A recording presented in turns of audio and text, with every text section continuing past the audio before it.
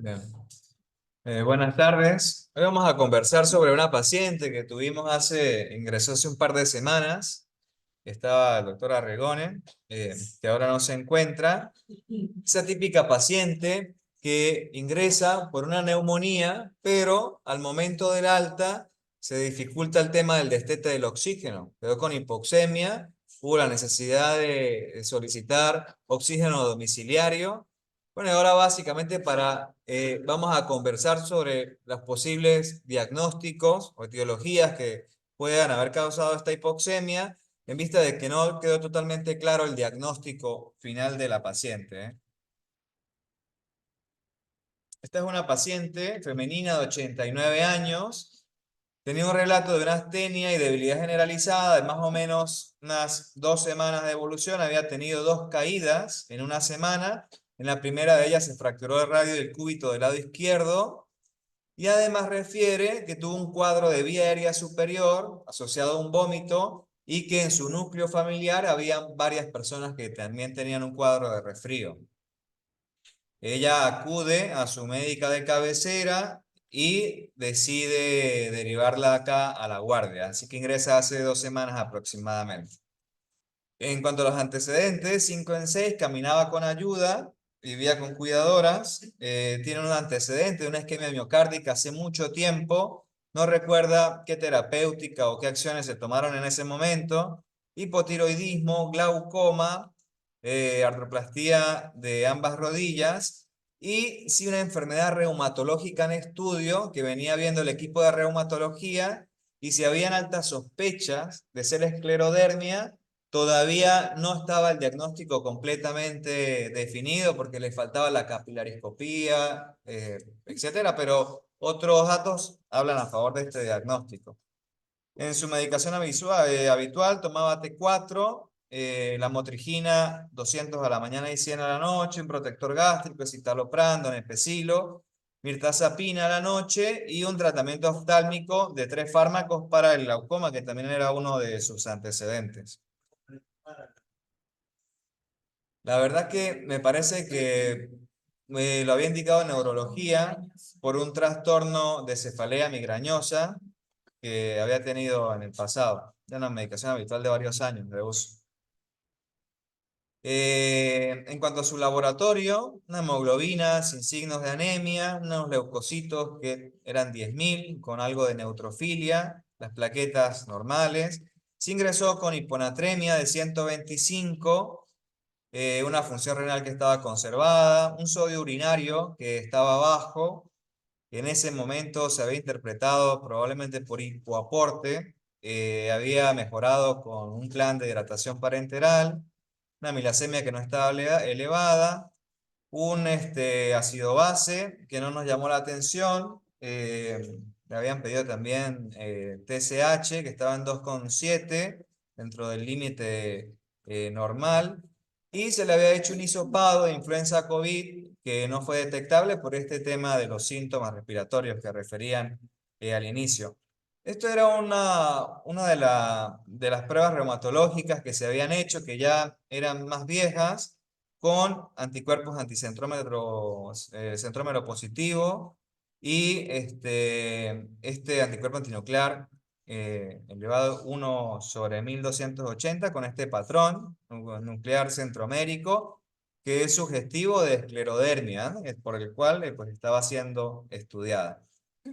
Bueno, llega esta paciente, aparentemente desarrolla hipoxemia ya estando acá, así que le hacen un estudio tomográfico de ingreso que es el siguiente.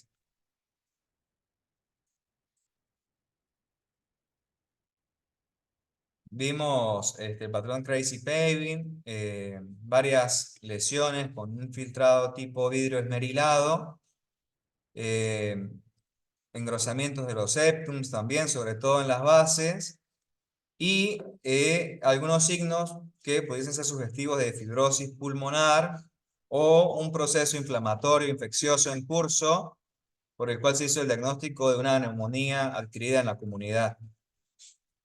Lo que hicimos nosotros fue iniciar un tratamiento empírico con ampicilina sulbactam y claritromicina que completó durante 7 días.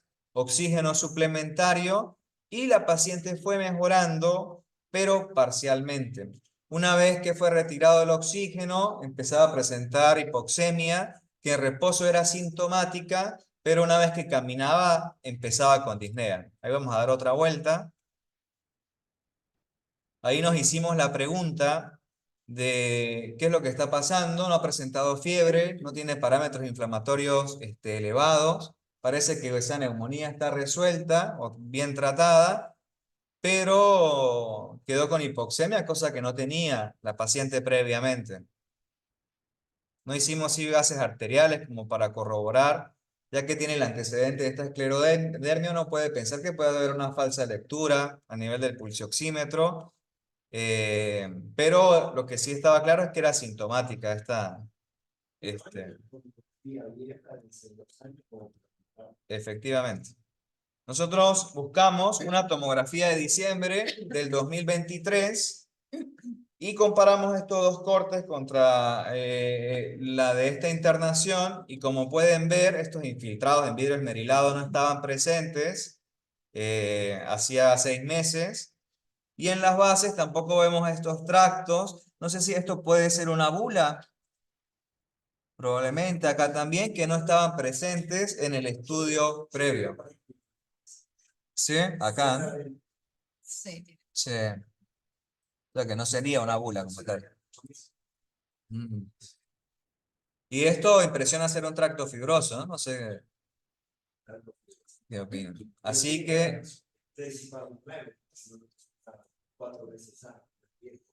sí. Uno pudiese sospechar de que esto fue una infección viral, que no pudimos detectar el agente etiológico y que obviamente se vio complicado y generó esta injuria pulmonar. Pero también no sabemos en estos 6 meses qué pudo haber pasado, porque sabemos que la esclerodermia puede tener compromiso pulmonar teniendo un patrón intersticial, ¿no? Dado por fibrosis, aumento de los septums. También se pueden ver en estadios iniciales imágenes en vidrio esmerilado. Así que era un diagnóstico a tomar en cuenta. Como no resolvía la hipoxemia, decidimos el 11 de junio, 12 días después, realizar una nueva tomografía, y comparando la del ingreso contra la de casi 2 semanas posterior, vemos que al menos los patrones en Crazy Paving de vidrio esmerilado estaban en aparente resolución, pero vemos otras imágenes como engrosamiento intersticial, que había aumentado un poco, y esta en la base vemos una imagen similar, pero con tendencia a la mejoría. No sé qué opinan ustedes. No realizó tratamiento con oseltamivir porque no se detectó influenza. Negativo. Sí, negativo. Solo cumplió AMS y claritromicina durante 7 días. Lo único que me dio es una Sí, no hubo corticoides, y acá tenemos que tener un punto claro en la esclerodermia. Debemos evitar los corticoides porque pueden desencadenar una nefritis. Así que no es un tratamiento de elección. Eso se trata con metrotexate, con micofenolato. Y si se van a usar corticoides, deberían usarse dosis menores a 10 miligramos día. Eso es lo que se sugiere para evitar estas crisis renales. Ahora, como tenemos esta disyuntiva de cuál será la causa de la hipoxemia, o fue algo infeccioso que provocó una injuria y estamos ante una neumonía de lenta resolución, que es una posibilidad, o esto no era infeccioso y estaba relacionado con la esclerodermia, incluso buscando imágenes. Estos son 3 imágenes de distintos pacientes con esclerodermia de Radiospedia, y esta es la de nuestro paciente. Y si se fijan, hay patrones que son similares a los de esa enfermedad, ¿sí? Es una posibilidad. Esto con respecto a la fibrosis se ve sobre todo en las bases y en los ápices también, pero en las regiones anteriores. Eso puede verse en la esclerodermia, que incluso cuando uno ve ese patrón limitado de fibrosis, uno puede sospechar el diagnóstico. Y también son 3 pacientes con imágenes en vidrio esmerilado y con fibrosis, las que le mencioné, anterior y apical, de otros pacientes, comparándola contra nuestra paciente, que también pudiese tener patrones similares, ¿sí? Este, por ejemplo, es muy parecido a este, ¿eh? Y acá sí era una paciente en un estadio inicial que no se nota muy bien, pero ya se ven algunos cambios en el parénquima como tal. O pudiese ser que en un pulmón ya enfermo por la esclerodermia se presentó un evento agudo de infección y obviamente quedó con una mayor secuela. Es difícil saberlo, charlamos con neumonología, ellos sugirieron hacer un VAL, pero en vista de que la paciente era de edad avanzada, bastante limitada, decidimos expectar ese tipo de medidas invasivas porque la paciente, si bien estaba hipoxémica, la verdad no tenía un compromiso más que ese y le íbamos a dar tiempo a que rehabilitara en su casa con su oxígeno domiciliar y seguirla de forma ambulatoria. Sí, Más allá del epicentrómero y el fármaco, tiene que tiene un patrón de esclerodermia limitada, localizada. Entonces le caen como esclerodermia limitada. Sí. Y tenía disfunción esofágica, incluso corroborado con manometría, y si se fijan acá el esófago está dilatado e incluso tiene algo de contenido propio, por acá se llega a ver, muy dilatado ese esófago, y esta paciente sufría de aspiraciones, ahí está, a repetición. O sea, de vez en cuando, como le daba náuseas, siempre se estaba aspirando, que incluso cuando uno revisa el tema de neumopatía asociada a la esclerodermia, puede ser desencadenado de forma directa, ¿sí? Que son estos patrones que encontramos de fibrosis, virus esmerilado, o de forma indirecta por las repetidas aspiraciones que suceden y obviamente va injuriando el pulmón de forma crónica, uno a uno. En piel no tenía dedos en punta de lápiz, no impresionaba. Lo que sí estaba la grasa consumida y se veía muy bien la fascia palmar. Tampoco el fenómeno de Reynolds, también, no, No, tampoco. y faltaba el ver los capilares por dermatología, que ese fue el...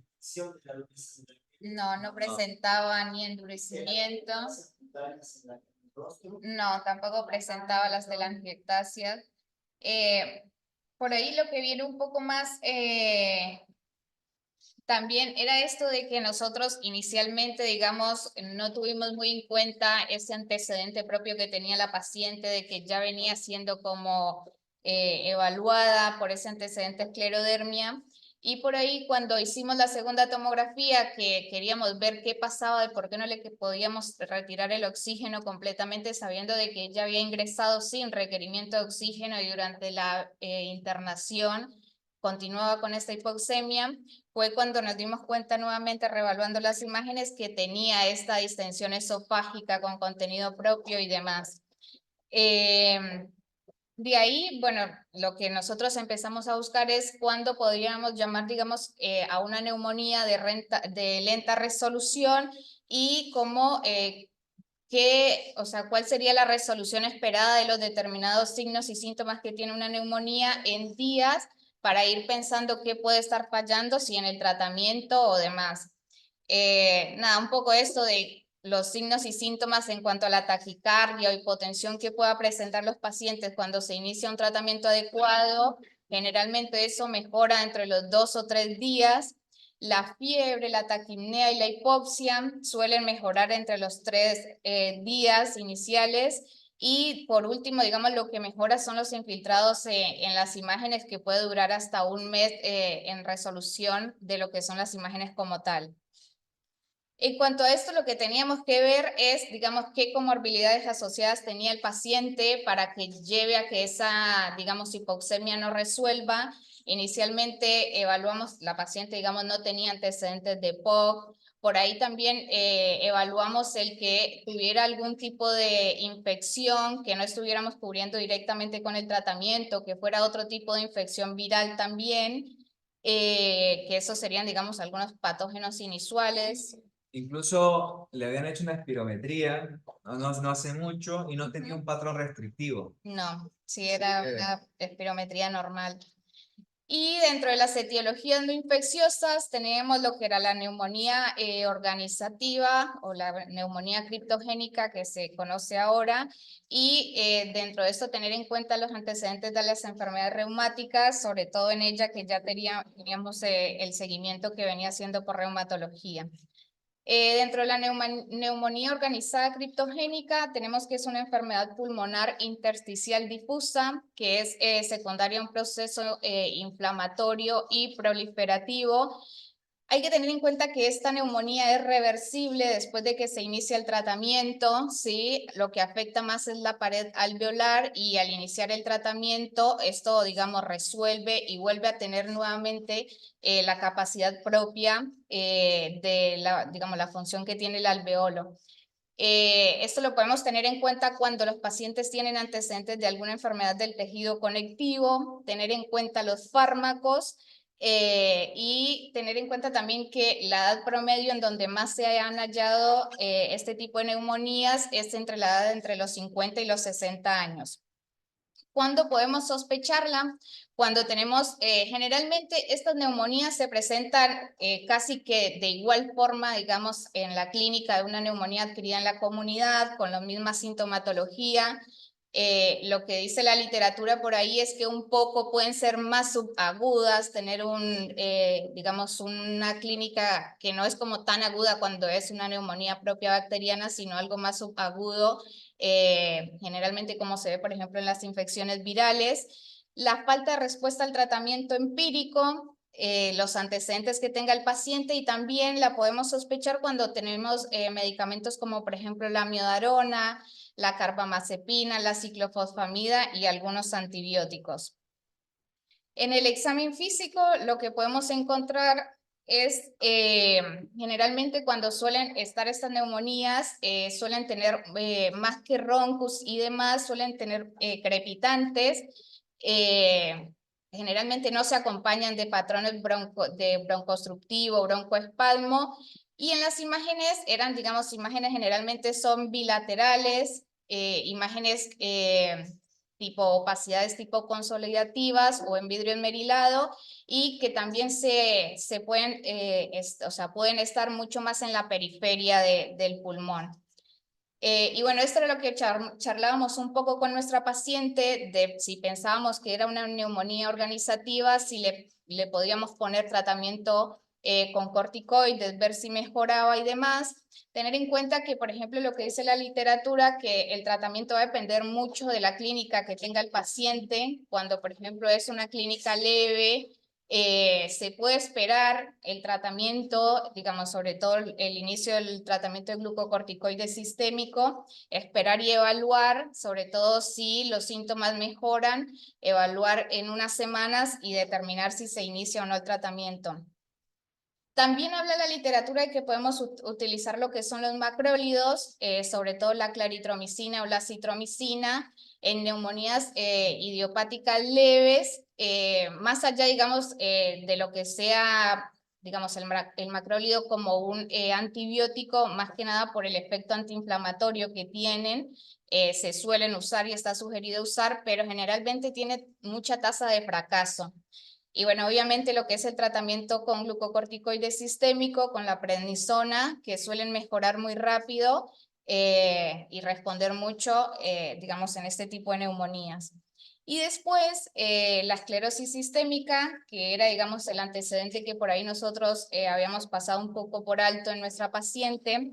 Tener en cuenta que es una enfermedad del tejido conectivo, que la edad de presentación es entre los 30 y los 50 años de edad, que tenemos dos formas de presentación en general, una más limitada, que era la que, digamos, estaba en seguimiento por reumatología, la de nuestra paciente.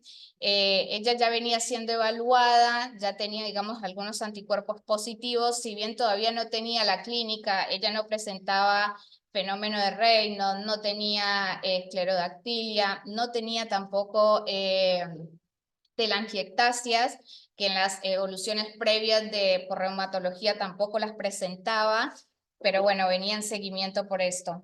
Y nada, tener en cuenta que por ahí cuando es la forma limitada, el órgano que más típicamente, digamos, afecta es a nivel esofágico, que sí era lo que presentaba nuestra paciente, que ya tenía distensión del esófago. Ella también refería como tipo pirosis o dispepsia en general, y bueno, estos episodios de broncoaspiración que tenía.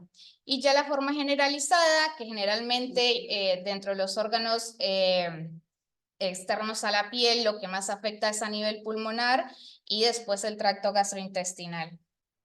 Nada, esto es un poco de los cambios que suelen tener los pacientes que tienen la sospecha o el diagnóstico, como el fenómeno de Raynaud, los cambios en la piel, los cambios en el sistema digestivo y demás, y las pruebas inmunológicas, que son los anticuerpos antinucleares, generalmente el anticuerpo antitopoisomerasa tipo 1, esto más para cuando es la forma limitada, y el anticentrómero también para forma limitada, y la anti-ARN polimerasa tipo 2 para la forma no limitada o la que es sistémica.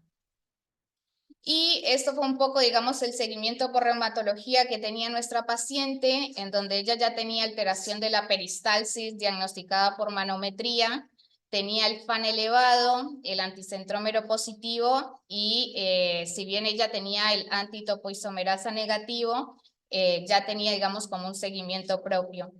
Y bueno, era esto que les decía, que no tenía como la clínica de telangiectasia, no tenía esclerodactilia, por ahí sí tenía un poco de signos de ojo seco, que venía en tratamiento con gotas oftálmicas y demás. En algunas radiografías que encontramos sí tenía un poco de como depósitos de calcio a nivel de las muñecas, que bueno, eso también estaba a evaluar. Pero bueno, nada, es como algo para tenerlo en cuenta por ahí dentro de los antecedentes que ella tenía, de ver por qué no pudo, digamos, resolver esta hipoxemia que traía, y bueno, va a seguir en seguimiento obviamente por neumonología y reumatología y determinar si hay alguna afectación pulmonar o alguna fibrosis a nivel pulmonar que pueda ser o que nos dé, digamos, el por qué no pudimos retirarle el oxígeno a ella durante la internación. La pregunta en la secuencia de la hipoxemia. O sea, ella entra y Ingresa. a saturación normal. Asténica, sí, Confiable es Sí, sí, sí, fue confiable porque ella inicialmente ingresó, sí, yo no no, la vi.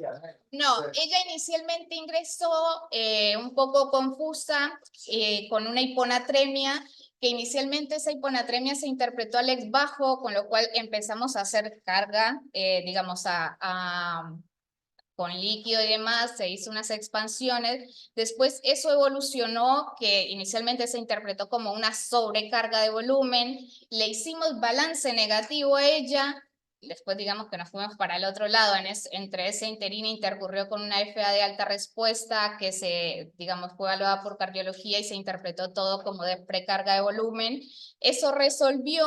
Y después de que pasó todo esto, digamos, ella evolucionó con la hipoxemia. Después de que, digamos, acomodamos un poco todo lo que fue el balance. Todo eso, ella no estaba hipoxémica. No, ella no estaba hipoxémica. ¿Cuánto tiempo en el hospital sin estar hipoxémica? Claro, ella desde que empezamos, o sea, cuando empezó con los signos de sobrecarga, ahí ya empezó a tener hipoxemia, a requerir oxígeno, pero inicialmente cuando ingresó no necesitaba oxígeno directamente. La hidratación de la malla. Claro, Que exacto. existen muchas dudas de que haya estado sobrecargada realmente. Claro. Y se curó con antibiótico y balance negativo, el combo que casi siempre viene. Y balance negativo parcialmente. ¿Y Había- cómo quedó al final? Con 2 Con 2 litros de oxígeno se fue. y disnea de esfuerzo. ¿Cómo? Ahí era bien. Sí, saturaba 89, 90. A veces 86. Y Por ahí. presentaba episodios de disnea de esfuerzo Claro. donde caía mucho más la saturación. Y bueno, tenían que conectarla rápidamente al oxígeno.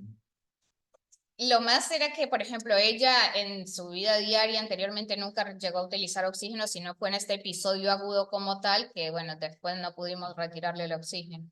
¿Y cuánto tiempo me dio el ingreso a la externación?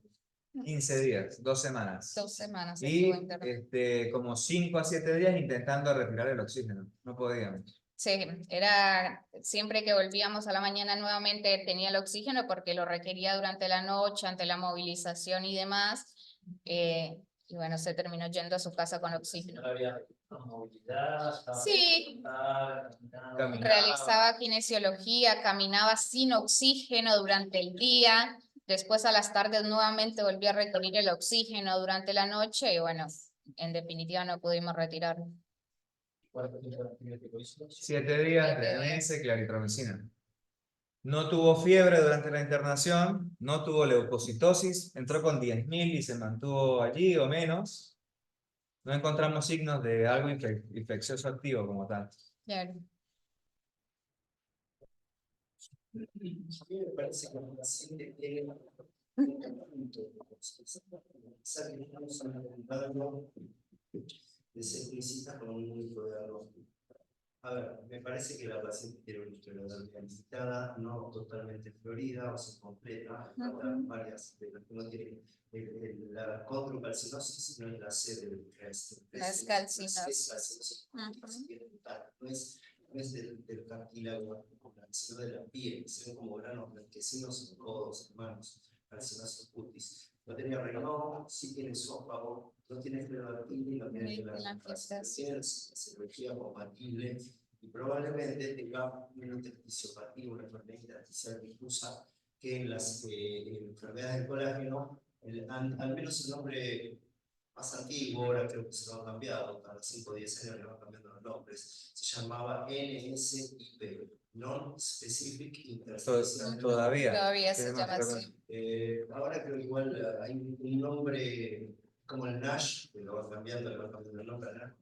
También hace lo mismo. Pero en definitiva es una neumonía intersticial asociada con las genopatías que es bastante inespecífica y tiene algunos elementos de fibrosis pulmonar de banalización, como la fibrosis pulmonar idiopática, o sea, la UIP, y algunos patrones de descamación alveolar, como la neumonía intersticial escalativa. O sea, vale decir, es una suerte de mezcla radiológica entre esas dos, y por eso es bastante inespecífica y se da en casi todas las genopatías.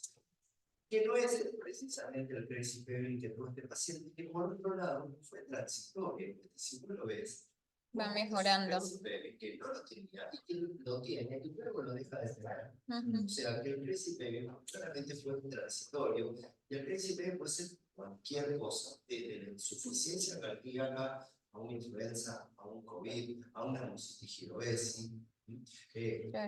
Innumerable cantidad de cosas. Si fuese más periférico y basal, la neumonía criptogénica del principio, no hace diagnóstico de nada. Realmente, inicialmente se lo asoció a la proteinosis alveolar y después la larga lista de enfermedades que pueden dar principio lo pone como un verdadero síndrome que uno tiene que terminar haciendo diagnóstico de qué le pasa con otras cosas, clínica, radiología, microbiología, etc. Entonces, el primer punto tuvo ese crazy pain transitorio que mejoró, que pudo haber sido agua, sin balance negativo. De hecho, que pudo haber sido una virosis que con nuestro panel dual del subdesarrollo nos deja fuera el 80% de la virosis respiratoria, pudo haber tenido una virosis respiratoria, una influenza, un metanovirus, un sincicial respiratorio, una adeno, un coronavirus no COVID. ¿Cuántos virus respiratorios pueden ser sin que sea influenza COVID? O sea, nos están con pobreza, nos están acostumbrando a decir no tiene una virosis cuando decimos COVID y influenza negativa. Es una barbaridad. Creo que no tenemos que resistirnos a acostumbrarnos a decir eso. Pudo haber tenido perfectamente una virosis, que curó. El paciente pudo haber tenido insuficiencia cardíaca, que curó. El patrón realmente no es de neumonía criptogénica, por un motivo, primero, muy radical. Sí. Neumonía criptogénica basal. Segundo, no le hicieron el tratamiento, no suelen en general mejorar tan rápido sin tratamiento. O sea que la neumonía criptogénica, si bien es un diagnóstico adaptativo, falla en cuanto al patrón radiológico y a la evolución. Y el tratamiento. Tiene una evolución muy buena para haber sido una neumonía organizativa. La placa inicial, la de antes del paciente se presente, tiene patología, la de neumonía, no la de ahora. la noviembre. La de diciembre. Siempre es abajo, creo que abajo en algún lado tiene algo de patología intersticial que podría ser división por algunos casos de algunas patrones banal, compromiso de NSIP.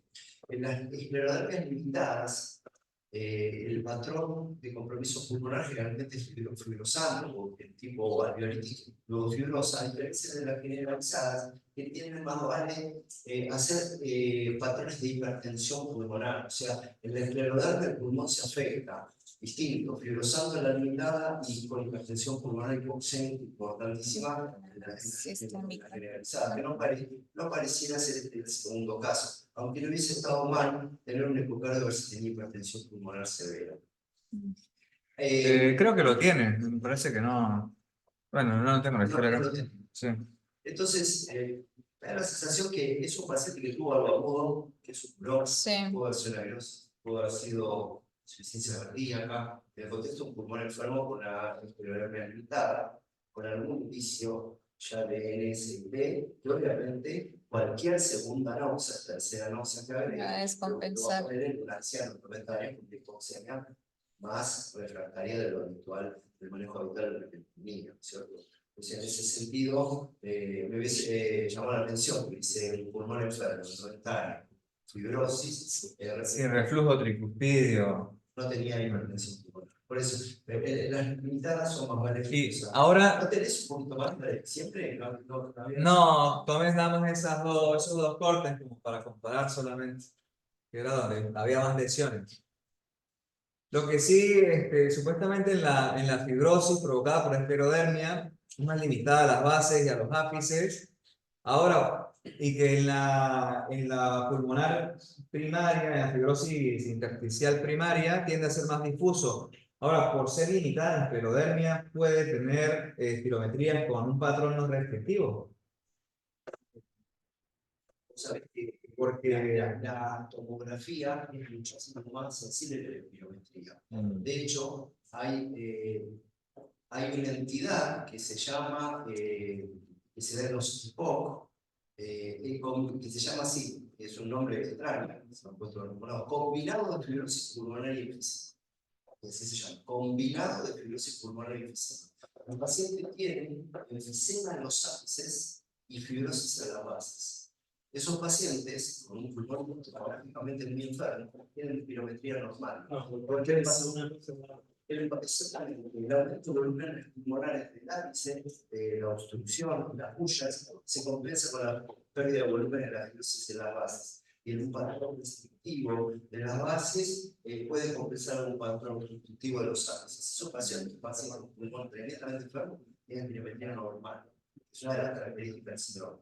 Como la muy enfermo, sorprendentemente disociada de la espirometría bastante normal, combinado de fibrosis pulmonar y enfisema. Es el ejemplo típico en el cual muestra que la tomografía puede estar muy enferma y la espirometría falla. Pues tiene dobles enfermedades que se compensan. Es como tener acidosis metabólica y alcalosis metabólica y solo mirar el pH. Claro. Y concluir que no tiene ninguna de los dos.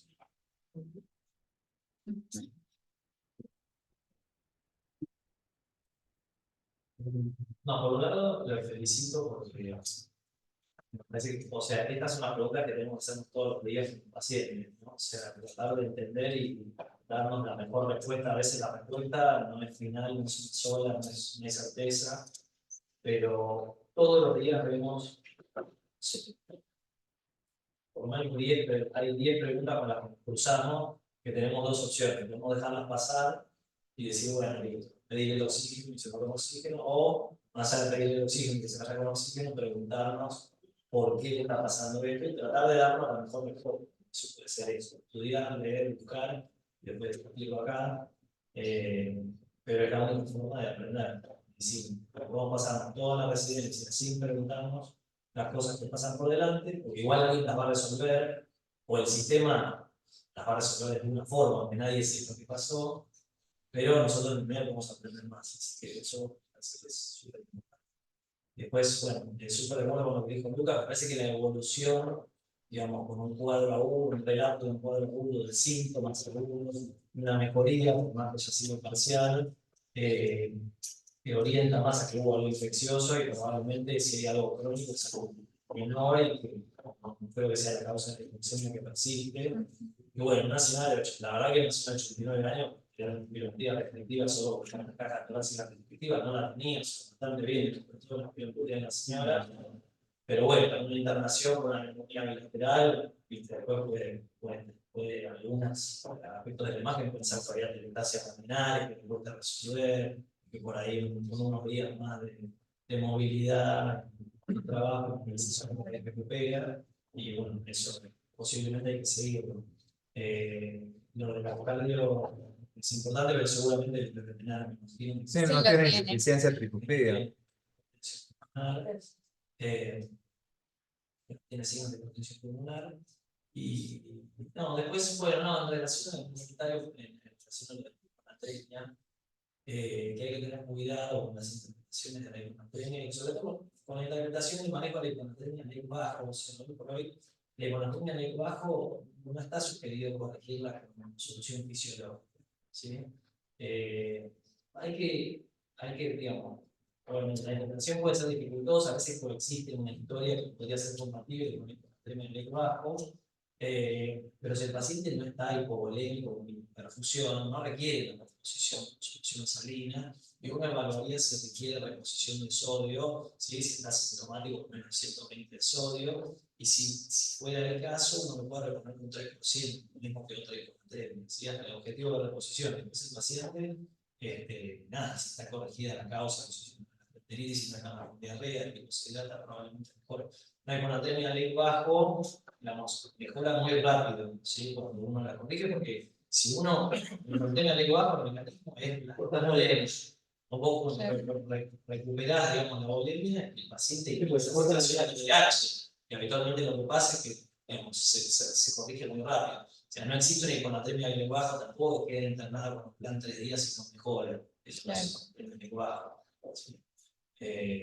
Bueno, después hay cosas del laboratorio que uno puede ayudar, algo que mejoraría el bajo con un ácido úrico bajísimo, si no viene con extrema y duda si el bajo, no, el ácido úrico muy bajo y eso tiene capacidad sí, no sé si hay un ácido úrico en la medida de la No la tenía.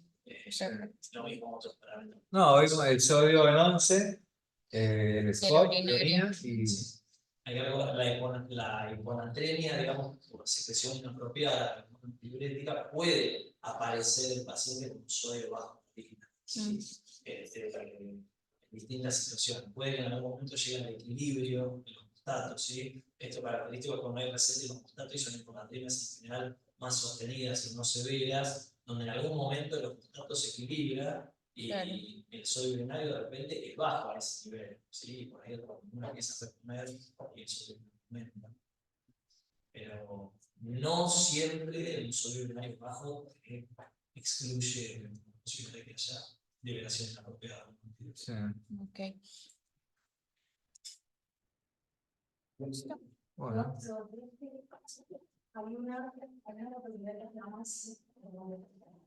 que se llama cine escleroderma, que es que el paciente tiene compromiso en piel, pero si tiene un compromiso en órganos, que se manifiesta como lo que dices, a una fibrosis rápidamente progresiva o un compromiso esofágico, se trata igual, pero no tiene compromiso en piel. Si hay varios casos incluso de puntos, se trata igual con monomoduladores para disminuir el compromiso de la progresión, para disminuir la progresión del compromiso en pulmón en otro órgano que esté comprometiendo la fibrosis.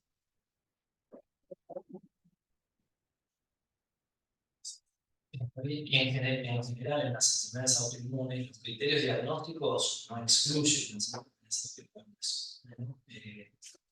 Pacientes muchas veces tienen enfermedades autoinmunes, no cumplen los criterios diagnósticos y muchas veces tienen la enfermedad que no sospecha, simplemente no tienen todas las manifestaciones. Los criterios diagnósticos son, digamos, Orientativo. propuesta que obviamente sirve para clasificar a los pacientes, poder comunicar a los pacientes si tienen problemas en común, pero muchas veces los pacientes cumplen los criterios en un tiempo también.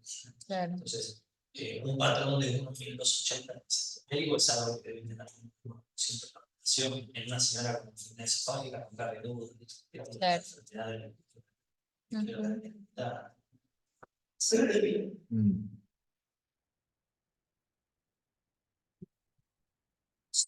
Lo felicitamos. Mira, yo no tenía el esófago tan, bueno, en ese corte nada más.